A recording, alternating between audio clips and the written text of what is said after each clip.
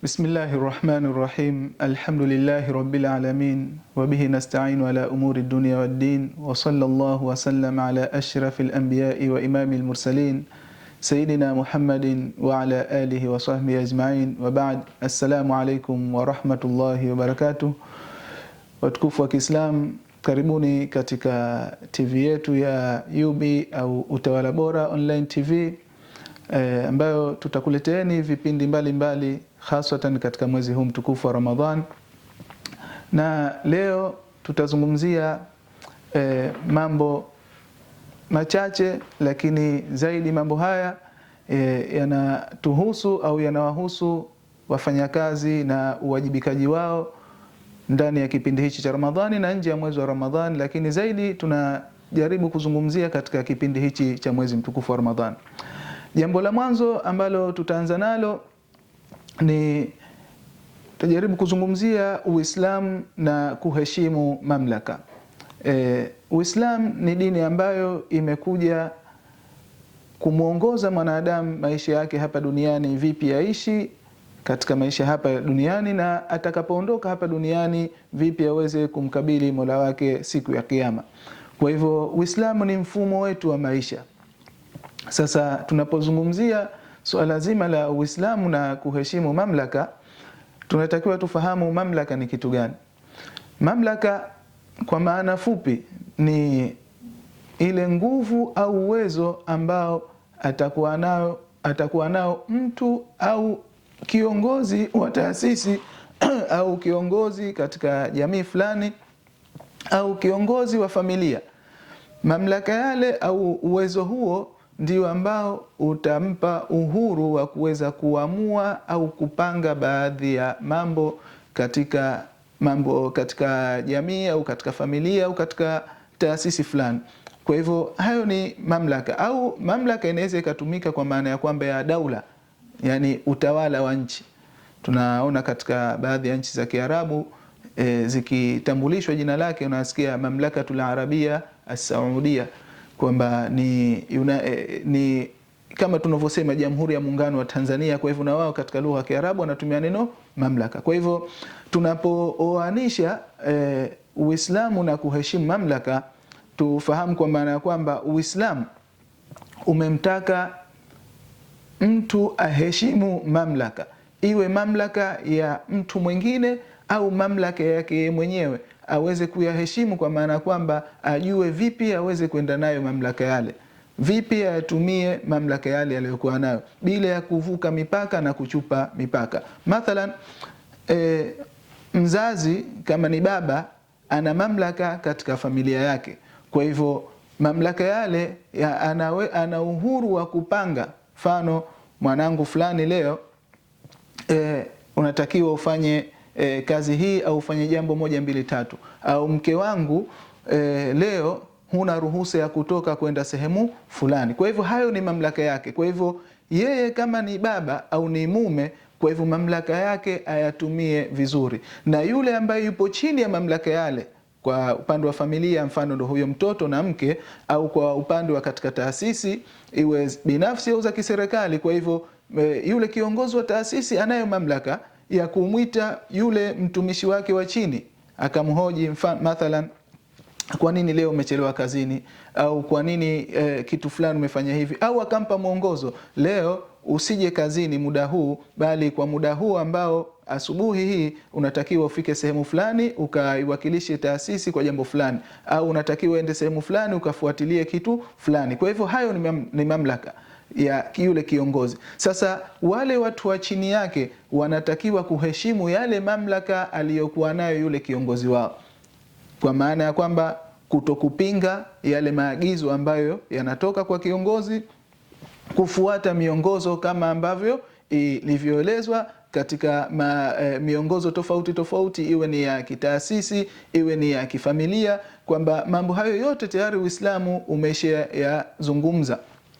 Kwa hivyo kila mmoja anatakiwa aifahamu nafasi yake katika jamii, katika taasisi, ili aweze kuheshimu na kwenda nayo vizuri yale mamlaka aliyokuwa nayo. Kama yeye ni kiongozi, nini afanye, na kama yeye ni muongozwa, nini anatakiwa kufanya. Kwa hivyo Uislamu haupo nyuma katika jambo hilo, na Mtume sallallahu alaihi wasallam katika baadhi ya hadithi alizungumzia Mtume sallallahu alaihi wasallam, mathalan hadithi aliyosema kullukum ra'in wa kullukum mas'ulun an ra'iyatihi, kwamba kila mmoja ni mchunga na kila mmoja ataulizwa kwa kile alichokichunga. Kwa maana ya kwamba wewe kiongozi, mamlaka yako umeyatumia vipi katika kuongoza wale watu wa chini yako? Kwa hivyo siku ya kiyama Allah subhanahu wa ta'ala atakuja atatuuliza, na wewe unayeongozwa umepokea vipi yale maagizo kutoka kwa yule aliyekuwa juu yako, yule anayekuongoza? Kwa hivyo kila mmoja ana mamlaka kwa nafasi yake. Sasa kila mmoja anatakiwa achunge na kuheshimu yale mamlaka ya mwenzake. Hiyo ni pointi ya kwanza ambayo tumetaka kuizungumzia. Lakini pointi nyingine ni suala zima la kufika kazini kwa wakati, hasatan katika hichi kipindi cha Ramadhani. Watumishi wengi, au nisiseme wengi, niseme baadhi yetu, tuna tabia ya kuchelewa kufika katika sehemu zetu za kazi, na kinapofika kipindi cha Ramadhani basi baadhi huzidi kuchelewa kufika katika sehemu za kazi, na wanachelewa kufika au tunachelewa kufika na tunaondoka mapema. Na hili ni tatizo, kwa sababu mwongozo wa kazi umeeleza kwamba unatakiwa ufike kazini muda gani na uondoke muda gani. Sasa ikiwa unachelewa kufika kwa kisingizio kwamba ni mwezi mtukufu wa Ramadhani, basi hilo ni tatizo, na tunatakiwa tujitathmini kwamba mwongozo wa kazi haujatuelekeza hivyo. Ama kama umekutwa na tatizo, basi ni vyema kuripoti kwa mkuu wako wa kazi, na tatizo linajulikana, dharura inatokezea siku moja, siku mbili. Isiwe kwamba wiki nzima wewe unawahi kazini siku moja, na hiyo ni kawaida yako. Na ikiwa ulikuwa na kawaida ya kuchelewa katika miezi iliyopita, sasa katika kipindi cha Ramadhani utakapokuja kusema nilikuwa na dharura fulani, basi hutofahamika. Kwa hivyo watumishi, tujitahidi katika kutekeleza majukumu yetu ya kikazi, tuwahi kufika mapema kazini, kwani kufika mapema kuna kheri zake na baraka. Uislamu umesisitiza hayo. Mtume sallallahu alaihi wasallam katika riwaya ambayo kaipokea Tirmidhi na Abu Daud, alituombea dua kwa pale aliposema Mtume sallallahu alaihi wasallam, Allahumma barik li ummati fi bukuriha, kwamba ewe Mola watilie baraka umati wangu kwa yale mambo yao wanayoyafanya mapema. Kwamba utakapofika kazini mapema ukatekeleza majukumu yako ya kazi mapema, basi Allah subhanahu wa ta'ala au Mtume sallallahu alaihi wasallam tayari kisha tuombea dua ili tupate baraka katika kazi ile. Unaweza ukajiona kazi nyingi umezifanya kwa muda mfupi kwa kufika kazini mapema, lakini utakapochelewa kufika kazini, kwa hivyo kazi zitazorota, mambo hayatokwenda vizuri, kwa hivyo utapelekea matatizo, taasisi itakuwa inazungumzwa vibaya, utapelekea kutofahamiana baina yako wewe na wakuu wako wa kazi, kwa sababu wao watakufuata kwa kukupa miongozo ambayo umechelewa, jitahidi ufike mapema. Sasa kupewa nasaha kama zile, wewe utaona kama unafanyiwa bughdha, na tukirejea katika asili kwamba wewe ndiye chanzo cha kubughudhiwa kule, kwa sababu ingelikuwa unafika kazini kwa mapema na unafika kwa wakati na kutekeleza majukumu yako ndani ya wakati, basi yasingelitokezea hayo mengine. Kwa hivyo tujitahidini, mwezi mtukufu wa Ramadhan isiwe kisingizio cha kuchelewa kazini, na wala usiwe mwezi mtukufu wa Ramadhan kisingizio cha kuondoka mapema kazini, kwa kisingizio kwamba tunawahi kwenda kutayarisha iftari au usafiri ni tabu na mimi nakaa mbali, kwa hivyo niwahi kuondoka ili nifike mapema.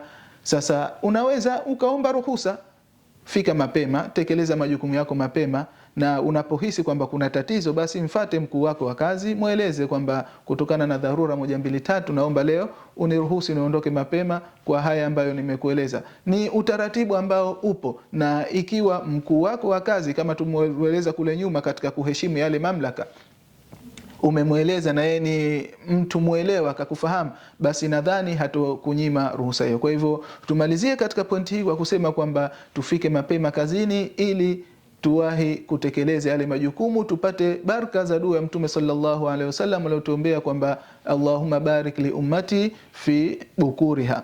Na pointi ya tatu ambayo tutaizungumzia leo ni dhamani ya kiongozi kwa watumishi wake.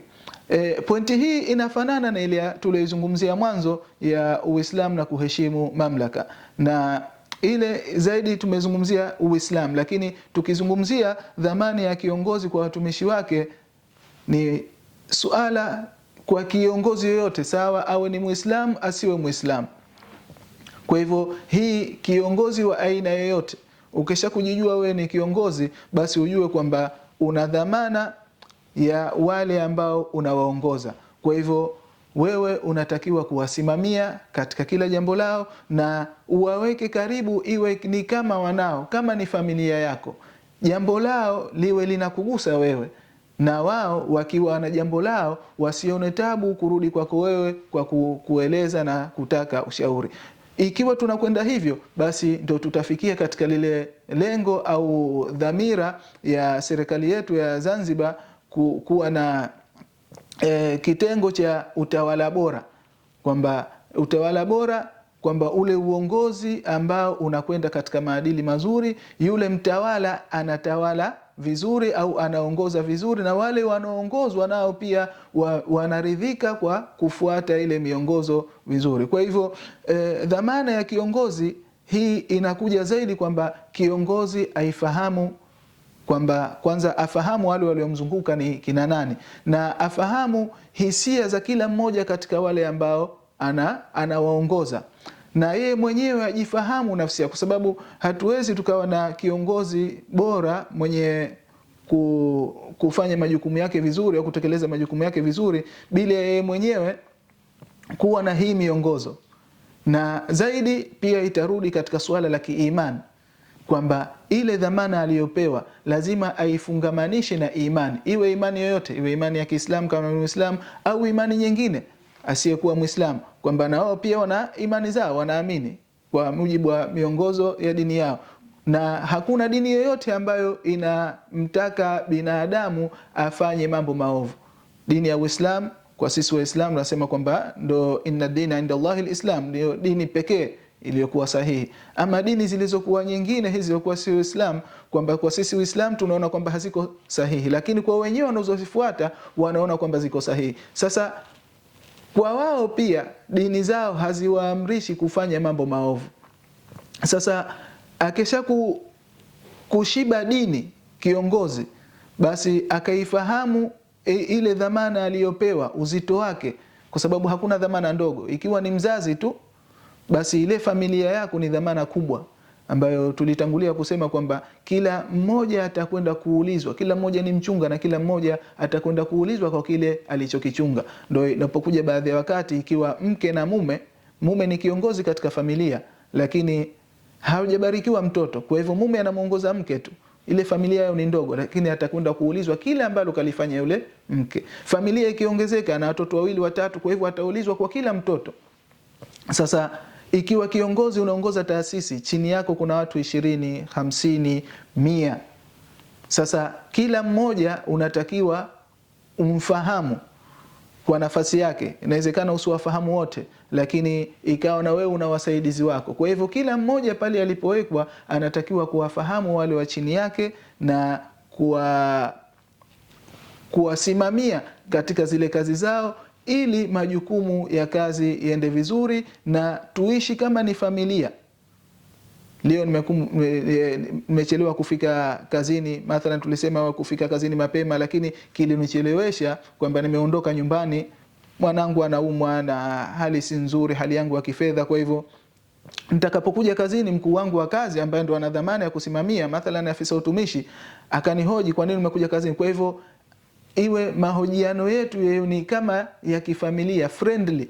Kwa leo kilimchelewesha ni 1 2 3. Kwa hivyo kama ana msaada kunisaidia, basi vipi, ushampatia matibabu, ushakwenda hospitali? Kama bado, basi mwambie dereva fulani gari itie mafuta, peleke mtoto hospitali. Au kama haiwezekani hivyo, basi wewe leo rudi nyumbani, nenda kamshughulikie mtoto mpaka atakapokaa sawa, utarudi kazini. Iwe ni suala la kawaida, lakini siwe leo wewe mwenye dhamana, mfanyakazi anashindwa kufika kwako. Kwa nini? sababu anaona kwamba huna muamala mzuri. Au kiongozi baadhi ya wakati anamuogopa yule anayemuongoza.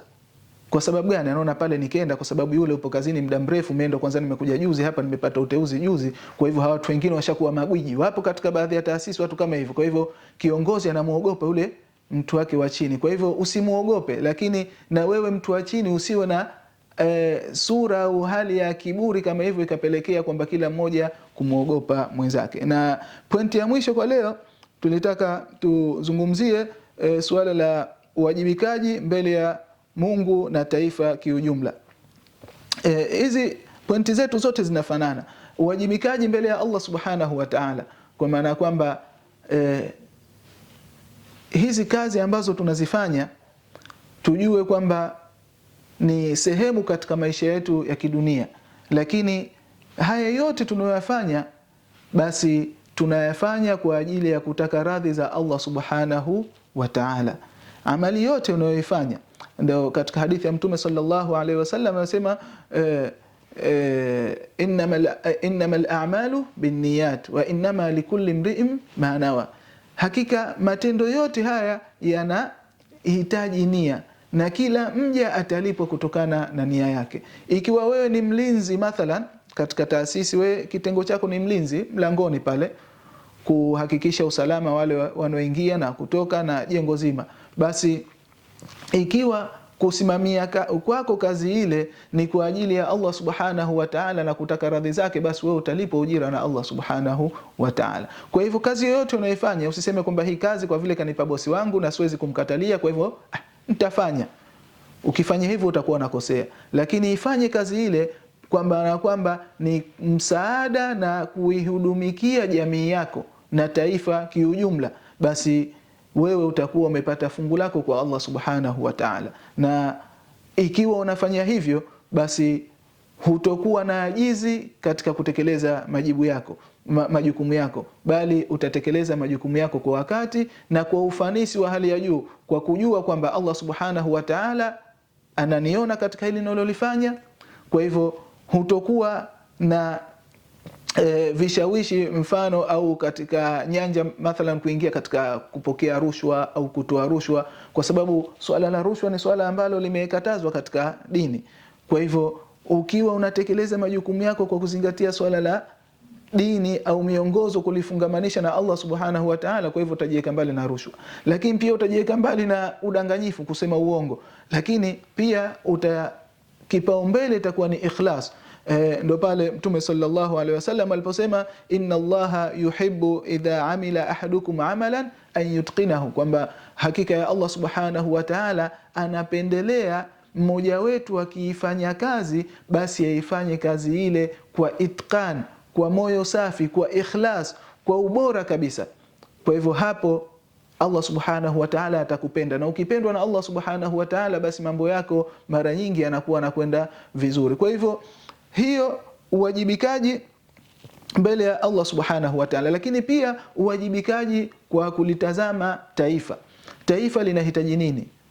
Taifa lina mapungufu yapi? Kwa hivyo ule uwajibikaji wako, basi kama ni daktari, ukiwa unawajibika vizuri katika kutoa huduma za afya, basi pia ujue kwamba unalihudumikia taifa, kwa sababu nguvu kazi ni wale wananchi. Ikiwa wagonjwa wingi wako hospitali, kwa hivyo nguvu kazi, leo kuna mhandisi wa maji anaumwa, kuna mhandisi wa umeme anaumwa, kuna mhandisi wa kitu hichi anaumwa. Kwa hivyo zile kazi zinaweza zikasita kwa sababu wale wahandisi au wahusika wa kazi zile ni wagonjwa. Sasa wewe daktari ukitekeleza majukumu yako vizuri, ili wale waliokuja kupata wale wahandisi ambao wanahitaji matibabu ukawatibu kwa ufanisi mzuri, wakaweza kurudi katika kazi zao, kwa hivyo tayari umelisaidia taifa. Na hili linatokezea baadhi ya wakati watumishi wa umma tunapokwenda kupata huduma za mathalan hospitalini. Kwa hivyo ukamwelekeza pale kwamba daktari, mimi kidogo naomba msaada wako kwa sababu natoka katika kazini, katika majukumu, kuna wafanyakazi, kuna wananchi wanaohitaji huduma, kwa hivyo wananisubiri, kwa hivyo nakuomba unisaidie hili ili niweze kurudi kwenda kuwahudumikia. Kwa hivyo akiwa yeye ni muelewa pia na anakusaidia. Kwa hivyo kusaidiana katika majukumu, kwa hivyo pia ni kulisaidia taifa. Kwa hivyo na wafanyakazi wa serikali, utumishi wa umma, sote tuwe ni kama kitu kimoja, isiwe kuna ubaguzi baina taasisi na taasisi. Sasa ikiwa kuna huo ubaguzi, ndo kuna kuja kule kukomoana, lakini ukimkomoa mtumishi mwenzako haina maana ya kwamba unamkomoa yeye. Ufahamu kwamba unaikomoa jamii na unazorotesha majukumu ya kiserikali na unalirejesha taifa nyuma lisiweze kupata maendeleo. Hivyo tuwe pamoja katika kuyasimamia haya, hasatan katika huu mwezi mtukufu wa Ramadhani, kama tulivyoeleza. La kwanza, Uislamu na kuheshimu mamlaka, na tukaieleza pointi ya pili, kufika kazini kwa wakati, hasatan katika mwezi mtukufu wa Ramadhani, dhamana kwa wale viongozi na uwajibikaji kiujumla, kwani tukiweza kuyafanikisha hayo, kwa hivyo taifa letu litakuwa linakwenda vizuri katika ule mlolongo au katika lile swala zima la utawala bora, basi tutakuwa tupo katika mafanikio mazuri, na jamii yetu na nchi yetu kiujumla itakuwa na ustawi mzuri na maendeleo kiujumla. Tumuombe Allah subhanahu wa ta'ala atuwafikishe katika kuyafanyia kazi haya, atupe kila la khairi na atuepushe kila la shari. Wafaqana Allah ta'ala lima yuhibbuhu wa yardah, wa sallallahu wa sallama ala sayyidina Muhammadin wa ala alihi wa sahbihi wa sallam, wal afwa minkum.